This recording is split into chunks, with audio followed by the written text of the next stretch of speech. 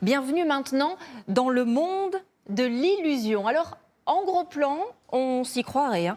Une scène de guerre en plein hiver, mais pas du tout. Regardez aussi ce requin qui va apparaître, vrai ou faux. Dans ce journal, on veut vous montrer l'envers du décor des effets spéciaux au cinéma, car tous ne sont pas fabriqués numériquement. Des spécialistes en France travaillent encore, comme on dit, à l'ancienne, et c'est presque magique. Louis Pell et Quentin Trigodet. Sur le front, en pleine guerre 14-18. 1 sur 1, première. Mais rien de tout cela n'est vrai. C'est bon, tout le monde debout. Nous sommes sur un parking on ne peut plus banal. Et il s'agit d'un test d'effets spéciaux. Pas besoin d'ordinateur, l'explosion est faite maison, actionnée mécaniquement. Une scène tellement réaliste qu'elle trouble même les acteurs. Il y a vraiment des vibrations, on ressent les choses, on peut vraiment jouer. La neige qui nous tombe dessus, même si ce n'est pas la vraie neige, c'est une sensation. Il vaut mieux que nous, on y croit pour que vous y croyez aussi. L'homme derrière cette mise en scène explosive, c'est Jean-François Lemaire. Et avec lui, mieux vaut ne pas se fier aux apparences. Il peut enneiger un plateau de cinéma sur commande. On peut le recommencer 250 fois, on peut le faire n'importe quand, et après on peut même transférer cette scène en studio. À la fin du compte, on aura la même configuration et la même blancheur.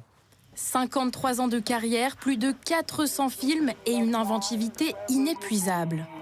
C'est à lui qu'on doit les tempêtes de sable du Dune de David Lynch ou la célèbre scène du chewing-gum avec Louis de Funès. Dans son cabinet de curiosité des effets spéciaux, nous avons bien du mal à le suivre. Alors là, je vais vous montrer un truc, c'est assez rigolo. Alors, c'est quelqu'un qui a reçu une lettre, mais a priori, c'est une lettre de divorce. Et voilà. Donc, c'est quelqu'un qui va être devant un tableau électrique, et ça fait comme un court-circuit. S'il est resté un grand enfant, ne lui parlez pas de méthode dépassée. Pour lui, le numérique ne remplacera jamais l'art de l'illusion.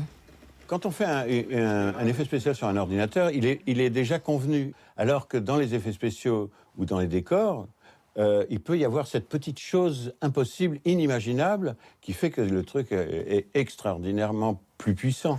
Une petite chose qui fait la différence. La tendance est au réalisme. Dans le cinéma français, les effets physiques ne se perdent pas et ils sont même presque en voie de développement aujourd'hui. Le fait d'avoir des effets de plateau, ça permet aussi de vérifier sur le terrain l'hypothèse d'une blessure, d'une prothèse, d'une créature, d'une cascade. On voit tout de suite si ça passe pas.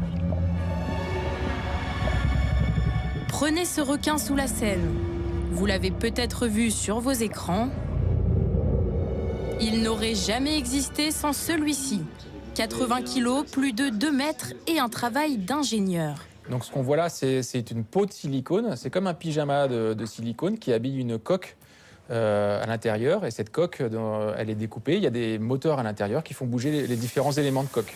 En France, ils ne sont que 3 spécialistes de l'animatronique, capables de donner vie à des créations mécaniques comme ce requin télécommandé. Ou ces prothèses et accessoires pour un nouveau film. Mais pour l'instant, tout cela est top secret, fignolé à l'abri des regards, dans les moindres détails, jusqu'aux derniers cheveux. Mais ce savoir-faire ne suffit pas toujours. Par exemple, lorsque le requin doit être très mobile et rapide, il faut ajouter une touche de numérique.